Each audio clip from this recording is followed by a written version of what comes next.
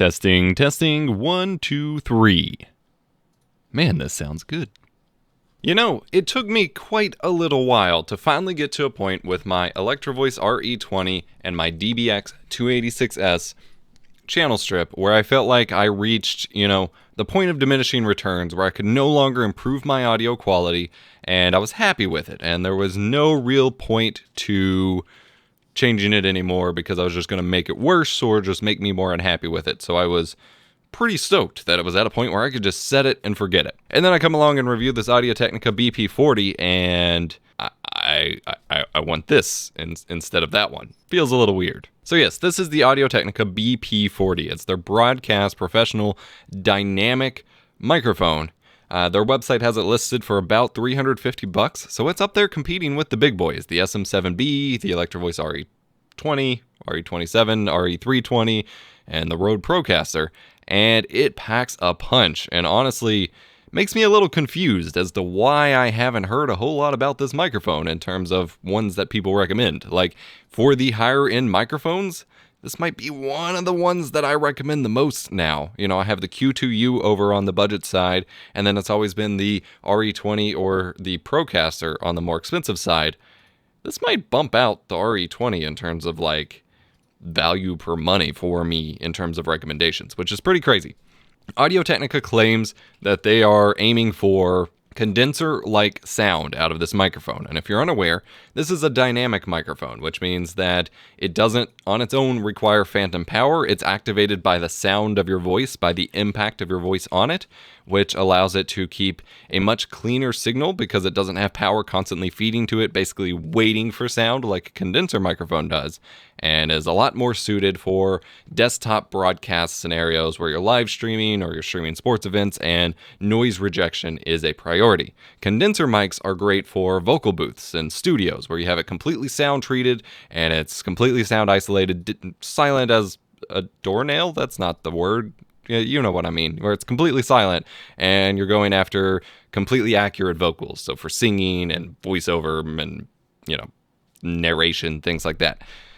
I always recommend dynamic microphones for desktop streaming setups because of those reasons. I have my recording spaces fairly sound treated, but there's still loud computers running and typing going on. And if you're playing with a controller, that makes noise, things like that.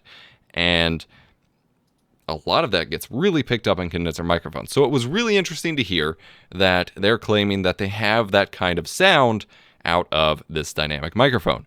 And as I've been testing it and playing back some sound samples to me, I'm convinced it sounds pretty good. It's not probably as natural or as clear or warm as my AT2020, for example, or the 2035 or anything like that, but compared to my RE20, which is flat as can be and sounds pretty horrible raw out of the box, this thing sounds really good.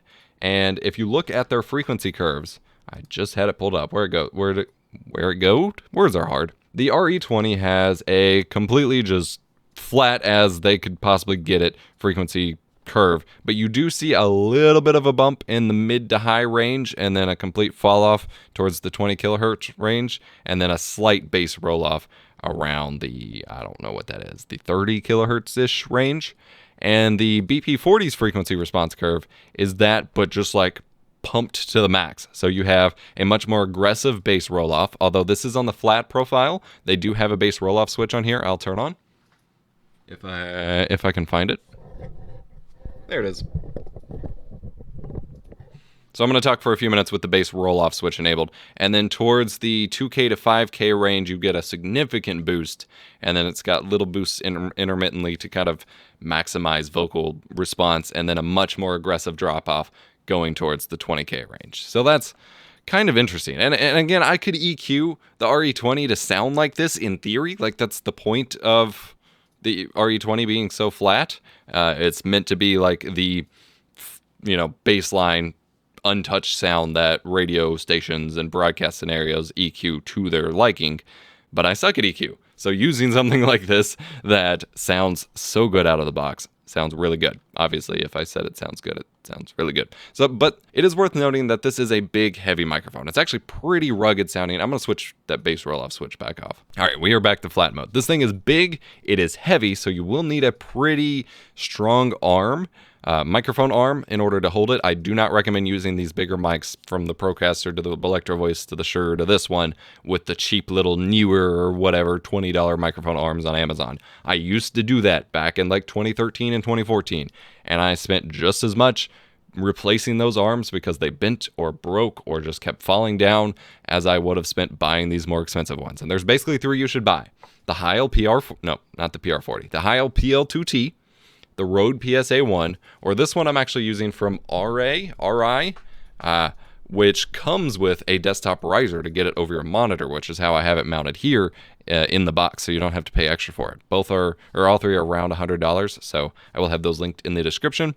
And then I have attached to it here, this is the Audio-Technica AT8484 Shockmount, built specifically for this microphone. And this one's pretty cool because it has these like almost like bearing ball locking system that locks into place around the housing of the microphone and keeps it nice and secure while helping reduce noise. Like, it's bouncing around right now, you know, and it's not picking up any of that.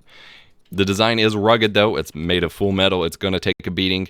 And if you screw the capsule top off, you can see that it has a significant capsule in there. That thing is beefy, and that's part of why they're getting some of that condenser sound. It is still a large diaphragm microphone despite being a dynamic, which is kind of neat. It does have a little bit of pop filter padding in there, but I do recommend attaching a little front mounted one like I have for my RE20 here, or something if you're going to have it close to your talent's voice. Otherwise, keep it kind of at a distance like I have now, because you can still get breath noises and plosives and things like that. This microphone utilizes a humbucking coil, which prevents electromagnetic interference from your phones and things like that. And it is a hypercardioid pickup pattern. I will do a test of that with some white noise in a second, but it's going to be very aggressive in its off-axis rejection.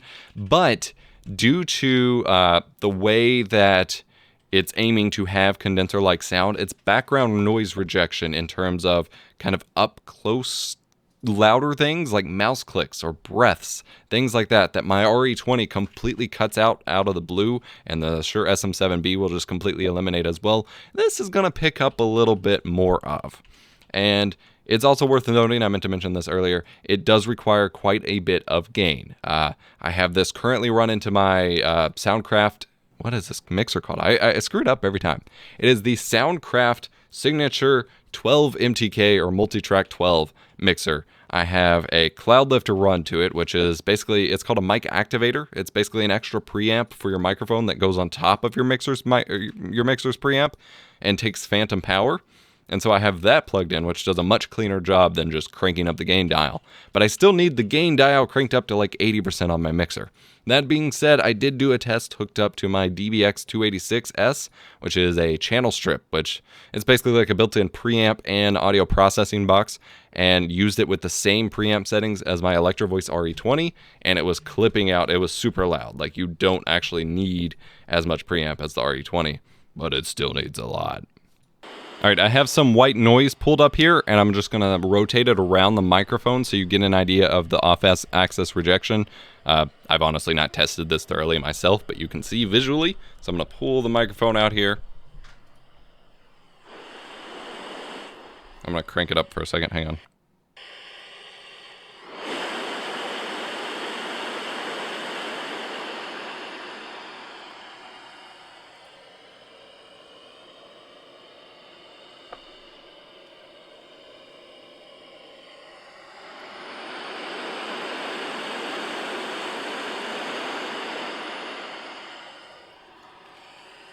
To my ear, it's actually really good. Like, once I have it off to the side with the loop back in my headphones, I can barely hear it, if at all. And once it's in the back, I really don't hear it. It's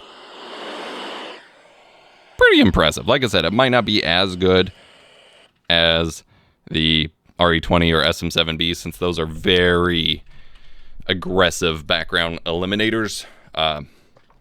But it's still pretty good. So I'm going to be pretty lame here, and for actual comparison testing, I'm going to play you back some clips that aren't recorded real time right now. as I wanted to do some direct, as I was recording comparisons, which is a little less polished to do while live. So I'm going to play those back, just reading an excerpt from Lord of the Rings here, with a couple different compressor and EQ settings. So I'll have the natural one, and then a parametric EQ set to the loudness maximizer setting in Adobe software. And then there's the internet delivery multiband compressor preset added on top of the EQ. Basically, so I've got a raw sample, I've got the EQ'd sample, and then I've got 3 compressed samples. I don't know if I'll play them all for you, but I did 3 different compressors on it on top of the EQ, but not on top of each other. So one with the EQ and internet delivery, one with the EQ and broadcast, one with the EQ and pop master. And then I did the same test with my Electro Voice RE20, and then I compared them with my DBX286S. I'll leave those running here, and I'll put time codes in the description, I guess, so you can jump around. And then we'll come back and conclude. 3 rings for the Elven Kings under the sky, 7 for the Dwarf Lords in their halls of stone, 9 for the mortal men doomed to die, 1 for the Dark Lord on his dark throne, in the land of Mordor where the shadows lie. 1 ring to rule them all, 1 ring to find them, 1 ring to bring them all, and in the darkness bind them, in the land of Mordor where the shadows lie. 3 rings for the Elven Kings under the sky, 7 for the Dwarf Lords in their halls of stone, 9 for the mortal men doomed to die, 1 for the Dark Lord on his dark throne, in the land of Mordor where the shadows lie. 1 ring to rule them all, 1 ring to find them, 1 ring to bring them all, and in the darkness bind them, in the land of Mordor where the shadows lie. 3 rings for the Elven Kings under the sky, 7 for the Dwarf Lords in their halls of stone, 9 for the mortal men doomed to die, 1 for the Dark Lord on his dark throne, in the land of Mordor where the shadows lie.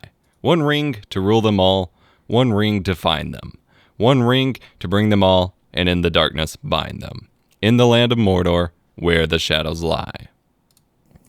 3 rings for the Elven Kings under the sky, 7 for the Dwarf Lords in their halls of stone, 9 for the mortal men doomed to die, 1 for the Dark Lord on his dark throne, in the land of Mordor where the shadows lie.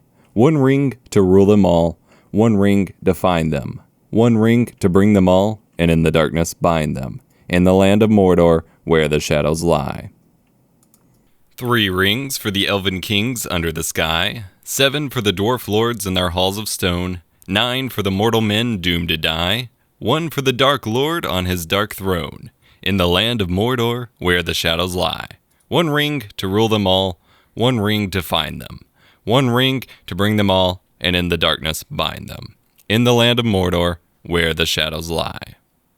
3 rings for the Elven Kings under the sky, 7 for the Dwarf Lords in their halls of stone, 9 for the mortal men doomed to die, 1 for the Dark Lord on his dark throne, in the land of Mordor where the shadows lie. 1 ring to rule them all, 1 ring to find them, 1 ring to bring them all, and in the darkness bind them, in the land of Mordor where the shadows lie. 3 rings for the Elven Kings under the sky, 7 for the Dwarf Lords in their halls of stone, 9 for the mortal men doomed to die, 1 for the Dark Lord on his dark throne, in the land of Mordor where the shadows lie.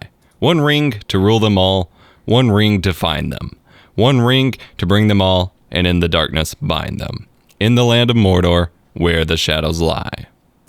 3 rings for the Elven Kings under the sky, 7 for the Dwarf Lords in their halls of stone, 9 for the mortal men doomed to die, 1 for the Dark Lord on his dark throne, in the land of Mordor where the shadows lie. 1 ring to rule them all, 1 ring to find them, 1 ring to bring them all, and in the darkness bind them, in the land of Mordor where the shadows lie. 3 rings for the Elven Kings under the sky, 7 for the Dwarf Lords in their halls of stone, 9 for the mortal men doomed to die, 1 for the Dark Lord on his dark throne, in the land of Mordor where the shadows lie. 1 ring to rule them all, 1 ring to find them, 1 ring to bring them all, and in the darkness bind them, in the land of Mordor where the shadows lie. 3 rings for the Elven Kings under the sky, 7 for the Dwarf Lords in their halls of stone, 9 for the mortal men doomed to die, 1 for the Dark Lord on his dark throne, in the land of Mordor where the shadows lie. 1 ring to rule them all, 1 ring to find them, 1 ring to bring them all, and in the darkness bind them, in the land of Mordor where the shadows lie. 3 rings for the elven kings under the sky, 7 for the dwarf lords in their halls of stone, 9 for the mortal men doomed to die, 1 for the Dark Lord on his dark throne, in the land of Mordor where the shadows lie.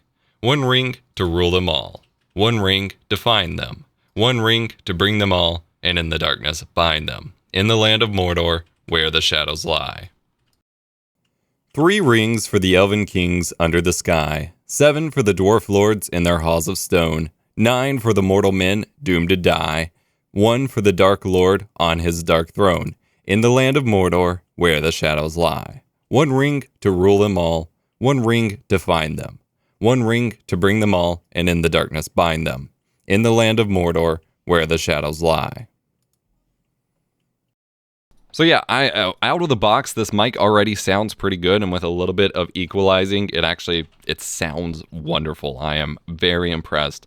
And I actually really liked the internet delivery multiband compressor preset in here. I had to turn down the output levels a little bit, but it actually sounds pretty good and gets it more to how I think I should sound coming through one of these microphones delivered over the internet. It's something where I'm questioning, I kind of want to send Audio Technica an email and be like, can you hook me up even though I already reviewed it? Because this microphone was given to me it was lent to me, I gotta send it back soon, by a wonderful subscriber named Pablo, who has lent me quite a few microphones over the past few months here for me to review, so many thanks to him. Say thanks, Pablo, in the comments if you feel like it, but I don't get to keep it in my repertoire, but I'd almost consider switching to this full time if I'm honest here. I do think the RE20 does a decent job eliminating background noise, and once I started compressing it with some of the other compressor settings, it got a little bit more muffled. It kind of got a little bit too low heavy, whereas the RE20 felt a little brighter and thus a little bit clearer once it's being put over the internet through a variety of different speakers or headphones or whatever. But obviously out of the box and with minimal EQing or compressing, it sounds pretty bad. But I am still satisfied after having reviewed everything with my RE20 run through my channel strip, my DBX box, so it'll be fine for now.